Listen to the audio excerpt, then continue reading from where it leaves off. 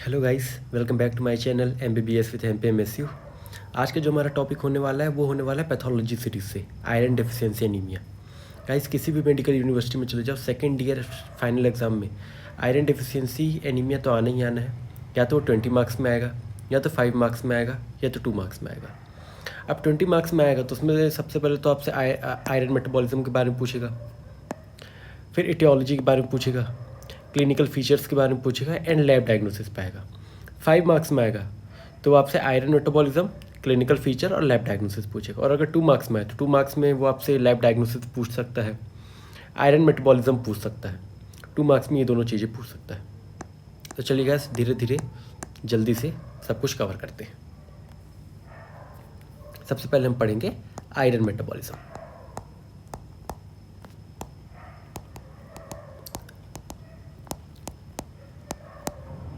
Iron metabolism, ठीक है।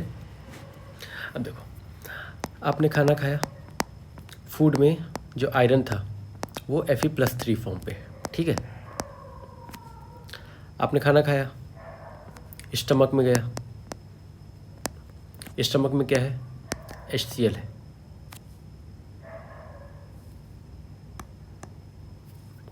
ठीक है। HCl या फिर गैस्ट्रिक एसिड है, ठीक है। तो Fe+3 किस में कन्वर्ट हो जाएगा? Fe+2 में आ जाएगा, ठीक है। अभी जो Fe+2 है ये जाएगा इंटेस्टाइन। अब इंटेस्टाइन में एपिथेलियम की लेयर है, एपिथेलियम की लेयर है। तो मान लेते हैं ये है एपिथेलियम की लेयर, ठीक है, ठीक है। एपिथेलियम सेल्स हैं। एपिथेलियम सेल्स की एक लेयर होती है एपिकल लेयर, एक लेयर होती है बेसोलेटरल मेम्ब्रेन, ठीक है। कलर चेंज कर लेते हैं, एपिकल लेयर और बेसोलेटरल मेम्ब्रेन। तो ये है एपिकल, ये है बेसोलेटरल मेम्ब्रेन, ठीक है। ये है बेसोलेटरल मेम्ब्रेन। अब क्या होगा, ये जो Fe+2 था, यहाँ पे Fe+2 जो है इसको DMT1 divalent metal transporter 1 epithelial layer के अंदर लाएगा। और एपिथेलियल लेयर से बाहर कौन लेकर जाएगा? एपिथेलियल लेयर से बाहर लेकर जाएगा हमारा फेरोपोर्टिन, ठीक है। फेरोपोर्टिन ये बाहर लेकर जाएगा, ठीक है। अब ये जब Fe+2 बाहर आ जाएगा, Fe+2 बाहर आ जाएगा, इसका होगा ऑक्सीडेशन और ये बनाएगा Fe+3, वापस से कन्वर्ट हो जाएगा Fe+3 में, ठीक है। एंट्रोसाइट से प्लाज्मा मिलाने का काम कौन करता है? फेरोपोर्टिन करता है। एंट्रोसाइट मतलब जो स्टमक सेल्स हैं, ठीक है। तो एंट्रोसाइट से प्लाज्मा में लाने का काम कौन कर रहा है? फेरोपोर्टिन, ठीक है, ये काम कर रहा है। अभी जो Fe+2 का जो ऑक्सीडेशन हुआ Fe+3 में, अभी Fe+3 किससे बाइंड होता है? ट्रांसफेरिन से। ट्रांसफेरिन से बाइंड होगा और ट्रांसफेरिन या तो इसको एरिथ्रॉइड मैरो में भेज देगा ये हीमोग्लोबिन सिंथेसिस के लिए, या तो इसको लीवर में स्टोरेज के लिए भेज सकता है, ठीक है। तो ये कहाँ कहाँ भेज सकता है? या तो एरिथ्रॉइड मैरो में भेज सकता है, या तो लीवर में भेज सकता है फॉर स्टोरेज। लीवर में किस फॉर्म पे स्टोर होता है आयरन? फेरिटिन नाम से। फेरिटिन कुछ नहीं है, जैसे कि ये हो गया हमारे एक प्रोटीन शेल हो गया, इसके अंदर Fe+3 स्टोर्ड है। इस स्ट्रक्चर को हम कहते हैं फेरिटिन, ठीक है। तो हम डाइट में किस फॉर्म पे लेते हैं? किसी भी फॉर्म पे ले सकते हैं, Fe+2 या Fe+3 किसी भी फॉर्म पर ले सकते हैं। पर उसको एब्जॉर्ब होने के लिए सबसे पहले Fe+2 में कन्वर्ट होना पड़ेगा अगर आपने Fe+3 फॉर्म पे लिया है, फिर वो अंदर जाएगा, उसका ऑक्सीडेशन होगा, Fe+3 फॉर्म पे वो स्टोर्ड होगा। अब हीमोग्लोबिन बनना है तो Fe+3 फॉर्म पे बन जाएगा, और अगर लिवर में स्टोर्ड होगा तो एक प्रोटीन शेल के अंदर स्टोर्ड होगा Fe+3, जिसको हम फेरिटिन बोलेंगे। ठीक है। अब एक और इम्पॉर्टेंट चीज़ पढ़नी होती है कि आयरन एब्जॉर्प्शन का रेगुलेशन कौन करता है।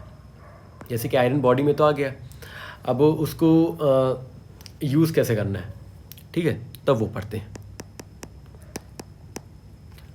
रेगुलेशन ऑफ आयरन एब्जॉर्प्शन, ठीक है।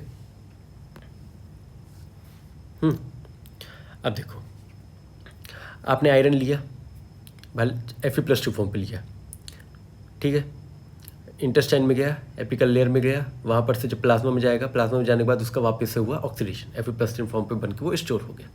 ठीक है, तो इंट्राहिपैटिक आयरन लेवल बढ़ रहा है, आयरन वो लिवर में स्टोर हुआ, इंट्राहिपैटिक आयरन बढ़ रहा है। ठीक है, इंट्राहिपैटिक आयरन लेवल बढ़ रहा है। ठीक है, तो इंट्राहिपैटिक आयरन लेवल अगर बढ़ रहा है तो सबसे पहले लीवर क्या करेगा। लीवर एक हेपिसिडिन नाम का एंजाइम है, हेपिसिडिन नाम का एंजाइम है, इसको सिंथेसिस करेगा और इसका रिलीज करवाएगा। सिंथेसिस एंड रिलीज करवाएगा इसका। ठीक है, ये हेपिसिडिन किससे बाइंड करता है, फेरोपोर्टिन से बाइंड करता है। ठीक है, अब देखो, अब फेरोपोर्टिन क्या कर रहा था, फेरोपोर्टिन एपिथेलियल सेल्स से बेसोलेटरल मेम्ब्रेन को पार करा करके वो प्लाज्मा में लेकर आ रहा था। मतलब क्या कर रहा था, ये सेल से निकाल करके किस पे लेकर आ रहा था, ब्लड में लेकर आ रहा था। ब्लड से फिर वो लिवर में जाता था या तो एरिथ्रॉइड बैरो में जाता था। ठीक है, हेपिसिडिन फेरोप्रोटीन से बाइंड करता है और इसको डिग्रेड कर देता है, इसको तोड़ देता है।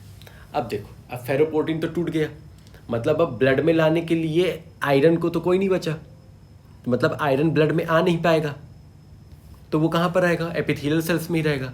एपिथेलियल सेल्स में ट्रैप हो जाएगा, डुओडेनल सेल्स में। ठीक है, और वहाँ पर से हमारा आयरन लॉस्ट हो जाएगा। ठीक है, तो डिग्रेड कर दिया, मीन्स जो आयरन है वो ट्रैप हो गया, कहाँ पर, डुओडेनल सेल्स में ट्रैप हो गया। जिसका मतलब क्या है कि आयरन लॉस्ट हो गया। ठीक है, तो ये होता है। तो इसके लिए एक लाइन है जिसको आप एग्जाम में लिखोगे तो आपको बहुत मार्क्स मिलेंगे, 1 मार्क्स एक्स्ट्रा ही मिलेगा। मतलब अगर आप इतना लंबा चौड़ा नहीं भी लिखोगे, आपने इसका आधा भी लिखा और आपने वो लाइन लिख दी, तो आपको अगर ये 5 मार्क्स का आयरन मेटाबॉलिज्म पूछ रहा है तो आपको 5 देगा। ठीक है, तो अगर हेपिसिडिन ज़्यादा है, ठीक है, तो उतना ही फेरोपोर्टिन को रोकेगा, आयरन को उतना ही ट्रैप करके रखवाएगा डुओडेनल सेल्स में, तो उतना ही आयरन एब्जॉर्प्शन कम होगा।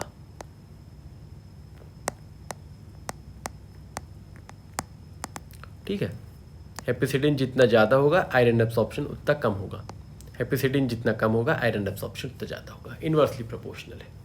ठीक है, अब देखो, अब क्या क्या फैक्टर्स हैं जो कि आयरन एब्जॉर्प्शन को कम कर सकते हैं। फैक्टर्स अफेक्टिंग आयरन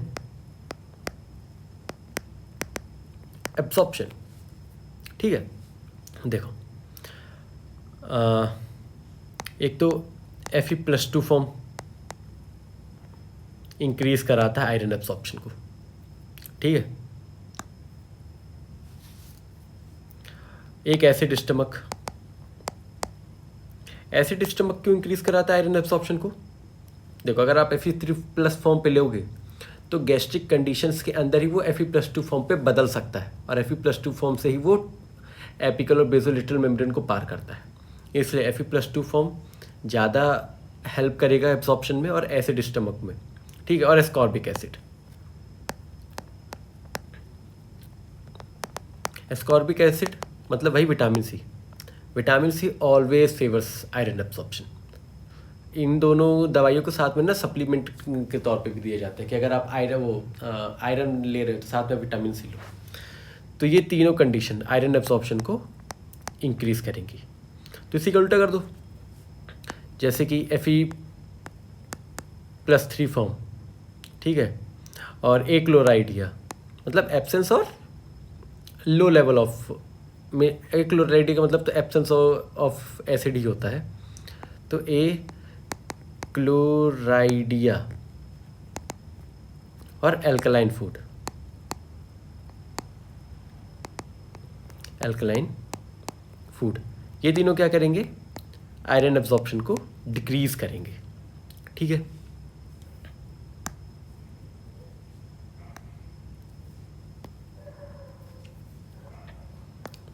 अब हम पढ़ते हैं इटियोलॉजी। ठीक है, अब देखो इटियोलॉजी में आयरन कमी क्योंकि हो सकती है। देखो, तो एक तो क्या पता वो आयरन ले ही ना रहा हो, डाइटरी लैक हो सकता है। ठीक है, दूसरा क्या हो सकता है, आयरन ले रहा हो पर वो अच्छे से एब्जॉर्ब ना हो पा रहा हो, तो इम्पेयर्ड एब्जॉर्प्शन हो सकता है। ठीक है, या फिर वो उतना नहीं ले रहा हो जितना उसकी बॉडी की ज़रूरत हो, क्या पता रिक्वायरमेंट बढ़ गई हो, रिक्वायरमेंट इंक्रीज हो गई हो। ठीक है, या तो फिर ब्लड लॉस बहुत ज़्यादा हो रहा हो कि वो आयरन वायरन तो सब ले रहा था, अच्छे से डाइट में भी ले रहा था, अच्छे से एब्जॉर्प्शन भी हो रहा था, क्या पता उसको ब्लड लॉस बहुत हो रहा हो, तो ब्लड के थ्रू पूरा आयरन बॉडी के बाहर जा रहा हो, या फिर क्रोनिक ब्लड लॉस हो।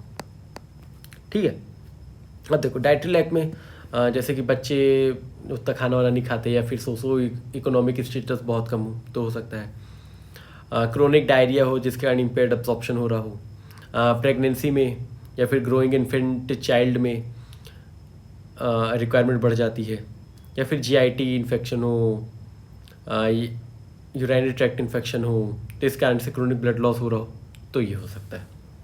ठीक है, ये है इटियोलॉजी। अब हम पढ़ेंगे क्लिनिकल फीचर्स के बारे में। अब देखो क्लिनिकल फीचर में सबसे पहला जो आपको तो लिखना ही है, एनीमिया। ठीक है, एनीमिया के कारण वीकनेस होगी, फटीग होगा, पाल्पिटेशंस होंगे, और दूसरा चीज़ क्या हो सकता है, एपिथेलियल टिश्यू चेंजेस हो सकते हैं, एपिथेलियल टिश्यू चेंजेस हो सकते हैं। जैसे कि जो नेल है ना, नेल्स, फिंगर नेल्स, ये स्पून शेप्ड के हो जाते हैं, स्पून शेप्ड के हो जाते हैं। ठीक है, जीभ बदल जाती है जिसको हम ग्लोसाइटिस बोलते हैं। ठीक है, और एक हमको ना सिंड्रोम देखने को मिलता है, ये सिंड्रोम तो आपको लिखकर आना ही है, इसको हम बोलते हैं प्लमर विंसन सिंड्रोम। अब प्लमर विंसन सिंड्रोम क्या होता है, ये 3 चीज़ों से बना हुआ होता है। ठीक है, एक तो आयरन डेफिशिएंसी एनीमिया से, आयरन डेफिशिएंसी एनीमिया से,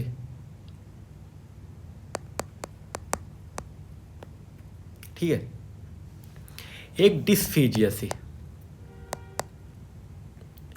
डिस्फेजिया क्या होता है, स्वेलिंग करने में दिक्कत आती है, और एक ईसोफेजियल वेब से।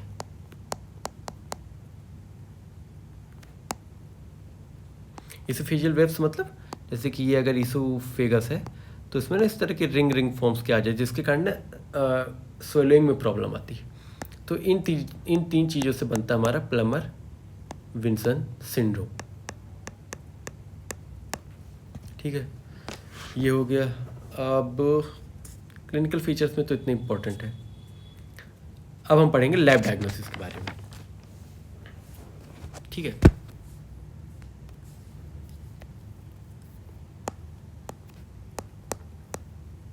Lab diagnosis.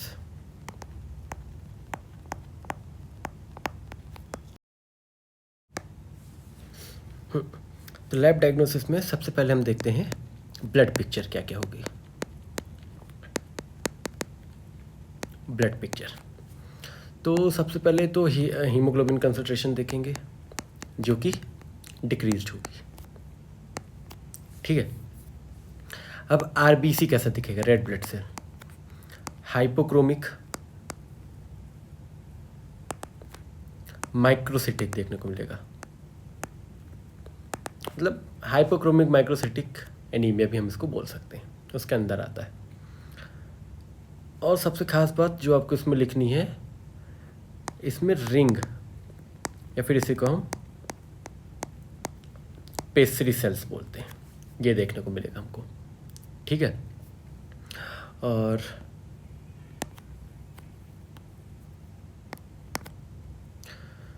तीसरा रेटिकुलोसाइट काउंट, रेटिकुलोसाइट काउंट ये हमको ना डिक्रीज देखने को मिलेगा। जब हमारा आयरन डेफिशिएंसी एनीमिया का ट्रीटमेंट चलता है ना, तो सबसे पहले अगर कोई बढ़ी हुई चीज़ हमको देखने को मिलती है, वो मिलती है हमको रेटिकुलोसाइट काउंट। सबसे पहला रिस्पॉन्स रेटिकुलोसाइट काउंट बढ़ जाता है, ठीक है। और इसके अलावा जो बाकी चीज़ें हैं जैसे कि ल्यूकोसाइट काउंट, प्लेटलेट काउंट और टीएलसी डीएलसी, ये तीनों चीज़ हमको नॉर्मल देखने को मिलेगी, ठीक है। और जो एक इम्पॉर्टेंट लाइन आपको लिखनी है, mean corpuscular volume, MCH, MCHC, MCV, MCH, MCHC, ये तीनों घटे हुए मिलेंगे, ठीक है। ये होता है ब्लड पिक्चर में। अब बोन मैरो में क्या क्या होगा, बोन मैरो, ठीक है। एक तो सबसे पहले मैरो सेलुलैरिटी देखने को मिलेगी, मैरो सेलुलैरिटी देखने को मिलेगी, ठीक है, क्योंकि एथ्रॉइड हाइपरप्लेजिया के कारण बढ़ी हुई मिलती है। इसके कारण एरिथ्रॉइड हाइपरप्लेजिया के कारण बढ़ी हुई मिलेगी, ठीक है। और मैरो आयरन हमको डेफिशिएंट देखने को मिलेगा, जो कि प्रशन ब्लू रिएक्शन देखने को मिलता है। जो मैरो आयरन है ये डेफिशिएंट देखने को मिलेगा, प्रशन ब्लू रिएक्शन,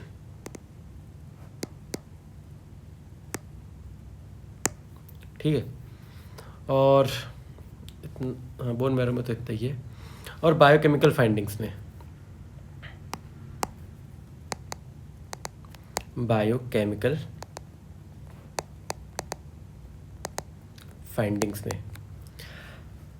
फाइंडिंग्स में सिर्फ टोटल आयरन बाइंडिंग कैपेसिटी बढ़ी हुई मिलेगी, और इसके अलावा serum iron level, serum ferritin level सब कम मिलेगा। सीरम आयरन और सीरम फेरिटिन ये दोनों लेवल हमको कम मिलेगा। लैब डायग्नोसिस में भी इतना ही है गाइस। हाँ, यहाँ पे हमारा टॉपिक होता है कंप्लीट। तो अगर 20 मार्क्स में आता है तो सबसे पहले आपको आयरन मेटाबॉलिज्म वो नहीं भी पूछ रहा, आपको आयरन मेटाबॉलिज्म उसको अच्छे से समझाना है। एटियोलॉजी में सिर्फ यही 4 पॉइंट लिखना है। इनमें आप लिख देना कि चाइल्ड है, अच्छे से खाना नहीं खाता, उस कारण से डाइटरी लैक है, या फिर लो सोशो इकोनॉमिक स्टेटस है। इम्पेयर्ड एब्सॉर्प्शन में लिख देना आप क्रोनिक डायरिया, उसको रिक्वायरमेंट इंक्रीज हो, जैसे प्रेग्नेंट या फिर लैक्टेटिंग वुमेंस जो होती हैं उनमें बढ़ जाती है। क्रोनिक ब्लड लॉस है तो मेंस्ट्रुअल फ्लो बहुत ज़्यादा हो, या फिर कोई एक इंजरी हो गई हो, उसके कारण से ब्लड लॉस बहुत हो गया हो। क्लिनिकल फीचर्स लिखने हैं आपको, खासकर प्लमर विल्सन सिंड्रोम और ये नेल्स स्पूनशिप और टंग ग्लोसाइटिस, ये लिखना आपको, एनीमिया, ये 3 चीज़ें ही। फिर लैब डायग्नोसिस मैंने आपको जितना बताया इतना ही लिखिए, इससे ज़्यादा आपसे नहीं पूछेगा। अगर 20 मार्क्स के एग्ज़ाम में 20 मार्क्स का क्वेश्चन आए, आप इतना भी लिख के आओगे, आपको आराम से 14-15 मार्क्स मिलेंगे। ज़्यादा मार्क्स नहीं मिलते 20 मार्क्स में, कभी फुल नहीं मिलते, मैक्स टू मैक्स 16 या 15 ही मिलते हैं। ठीक है, मिलते हैं नेक्स्ट वीडियो में।